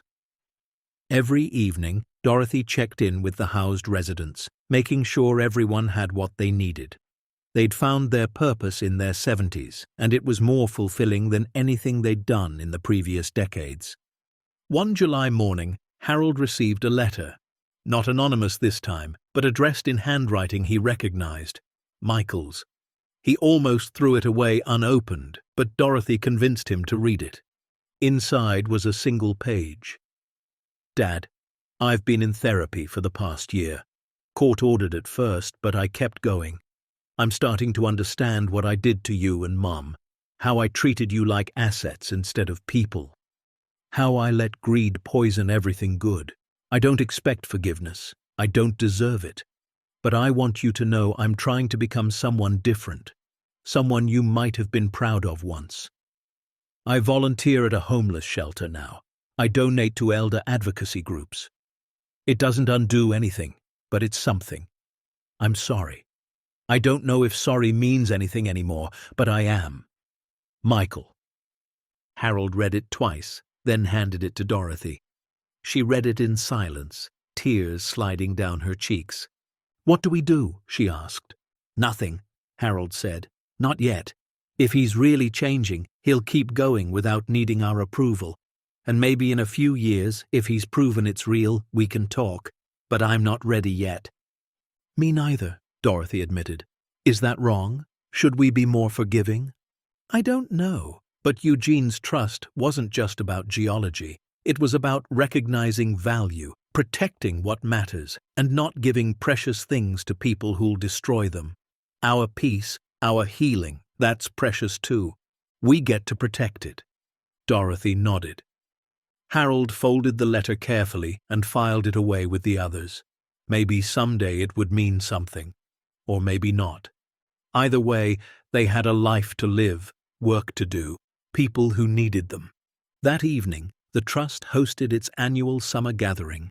Over 100 people crowded the grounds, residents past and present, volunteers, researchers, locals, visitors who'd been touched by the collection or the programs. They ate potluck dinners and listened to a string quartet Thomas had organized. Children ran through the meadow while the sun set behind the mountains. Harold stood on the cabin porch with Dorothy, watching it all. Rachel was teaching a group of kids about soil composition. Margaret was showing someone the garden plots. Janet and Caroline were laughing with the Trust staff. Thomas was telling stories that made people cry and laugh in equal measure. We did this, Dorothy said softly. From nothing but pain and betrayal and a key to a cabin, we built all this. Eugene did this, Harold corrected. He saw what we could be and gave us the chance to become it. No, Dorothy said firmly. He gave us the tools. We did the work. Don't diminish what we accomplished. Harold pulled her close. She was right. They'd taken broken pieces, their own and others, and built something beautiful. Not despite the pain, but because of it. Because they understood what it meant to be abandoned, to be valued only for what could be taken from you, to be told you didn't matter. And from that understanding, they'd created a place where everyone mattered. As darkness fell and stars emerged over the mountains, someone started singing. Just one voice at first, then others joining. Not anything formal, just amazing grace, the way people sing around campfires, imperfect and heartfelt. Harold didn't have a good voice, never had, but he sang anyway. And when they reached the line about once being lost but now being found, his voice broke because it was true. He'd been lost, wandering through a life where his own children saw him as an obstacle, where he'd felt invisible and worthless. But Eugene's gift hadn't just been money or property. It had been permission to find himself again, to remember that value isn't determined by who wants you or what you can give them. Value is inherent, unshakable, permanent as the minerals formed in the earth's core. Later, after everyone had gone home and the cabin was quiet, Harold went down to the vault one last time. He walked through the collection alone, his flashlight beam catching facets and edges, making emeralds glow and amethysts shimmer. He stopped at the last case, the one containing Eugene's personal favorites, the specimens he'd kept separate, special. There was a photo tucked into the frame, Eugene as an old man, standing in this very vault, his hand resting on a case. He looked content, satisfied, like someone who'd completed something important. Harold had that same feeling now. "We did it," he said to the photo, to Eugene's memory, to the silent stones that held millions of years of history. "We protected them. We shared them. We honored what you trusted us with. And we helped people, just like you hoped we would." The vault didn't answer, but Harold didn't need it to. He knew, Eugene knew, and that was enough. Upstairs, Dorothy was already in bed, a book open on her lap. Harold climbed in beside her, his old bones grateful for the soft mattress, for the warm quilts, for the solid walls around them. "What would we tell our younger selves?" Dorothy asked suddenly. "If we could go back to that terrible apartment, to that moment when we felt so lost and broken, what would we say?" Harold thought about it. That pain doesn't last forever. That betrayal doesn't define you. That sometimes you have to lose everything to find what really matters. He paused. And that family isn't always blood. Sometimes it's chosen. Sometimes it's built from scratch by broken people who refuse to stay broken. Dorothy smiled and turned off the light. In the darkness, they could hear the wind in the pines, the creek running somewhere distant, the vast silence of the mountains holding them safe. They'd been kicked out by their children, thrown away like garbage, told they didn't matter. But they'd inherited more than a cabin and a collection. They'd inherited a second chance, a new purpose, a reminder that value doesn't diminish with age, and that sometimes the greatest treasures aren't found in vaults, but in the strength to rebuild when everything falls apart. 3 years passed. The trust continued to grow, quietly but steadily. They'd housed 68 people total, some temporarily while they got back on their feet, others permanently. The legal aid program had recovered over $3 million in stolen assets and won 12 guardianship cases. The collection had welcomed visitors from 42 countries, and Harold and Dorothy had become something they'd never expected. Local legends, proof that it's never too late to start over. On a cold morning in October, Harold was in the vault cataloguing a new specimen donation when he heard Dorothy call his name. Her tone made him drop what he was doing and run upstairs, his heart pounding. She was standing at the kitchen window, her hand pressed to the glass. "Harold, you need to see this." He looked out to see a car pulling up the dirt road. Not a fancy Suburban or rental, just an old Toyota Corolla with Colorado plates. It parked, and a young woman got out. She was maybe 19 or 20, with dark hair pulled back in a ponytail, wearing jeans and a university sweatshirt. Harold's breath caught. She looked exactly like Sarah had at that age, same sharp cheekbones, same way of standing with her weight on one hip. The young woman approached the porch slowly, nervously. Harold opened the door before she could knock. "Can I help you?" he asked, though he already knew who she was. "I'm Emma," she said. Her voice shook. "Emma Chen. I'm..." I'm Michael's daughter, your granddaughter. Harold gripped the doorframe. Behind him, Dorothy made a small sound. Your father know you're here? Harold asked. Emma shook her head. No, he doesn't talk about you anymore. None of them do. But I found the Christmas cards you sent, the ones with pictures of this place, and I needed to know. Needed to know if what they said about you was true or if... She stopped, tears filling her eyes. I'm in college now, studying geology at CU Boulder. And last month, my professor showed us pictures of this collection, the Morrison Trust. And I realized that was you, my grandparents. And everything they'd told me about you being crazy or selfish. It was lies, wasn't it? Dorothy stepped forward. Come inside, sweetheart, please. They sat in the living room, the three of them, strangers bound by blood and years of silence. Emma told them about growing up hearing that her grandparents were unstable, that they'd hoarded a fortune, that the family had been forced to intervene. She'd believed it because she was a child and children believe their parents.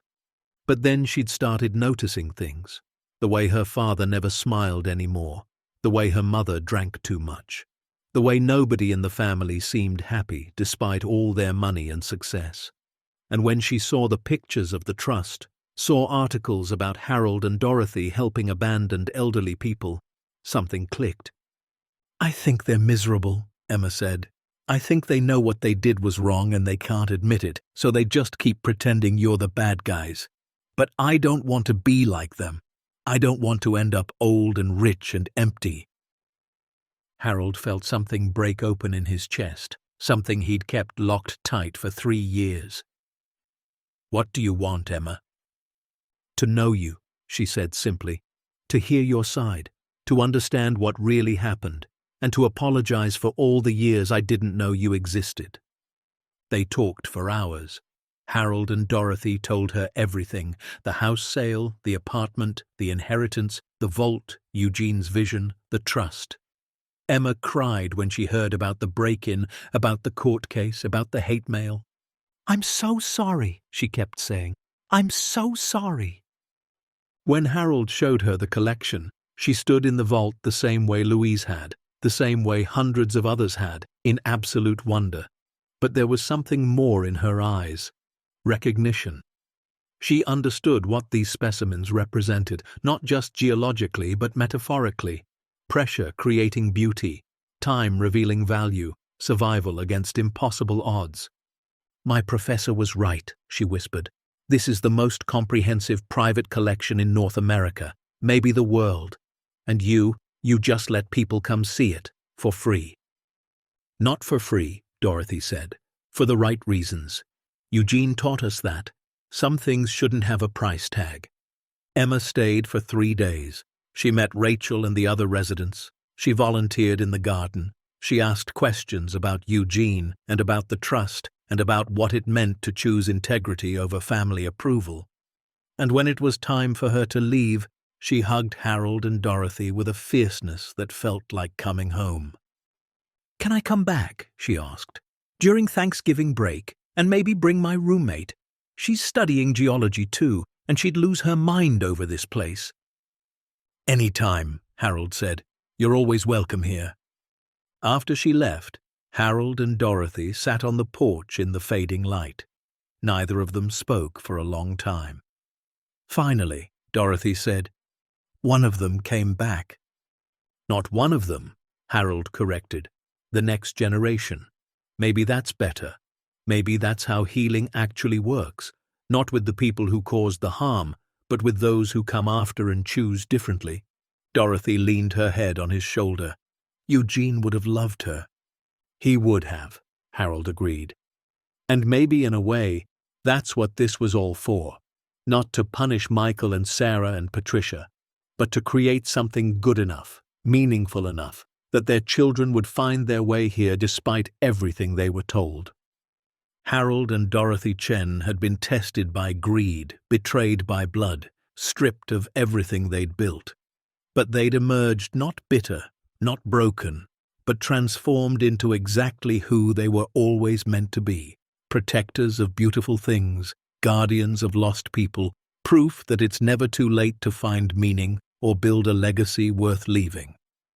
And deep in the mountain, surrounded by minerals that took billions of years to form, their story was just beginning. Anyone can rebuild if they're willing to protect what's precious instead of what's profitable, to choose meaning over money, and to understand that sometimes being discarded is the first step to being discovered.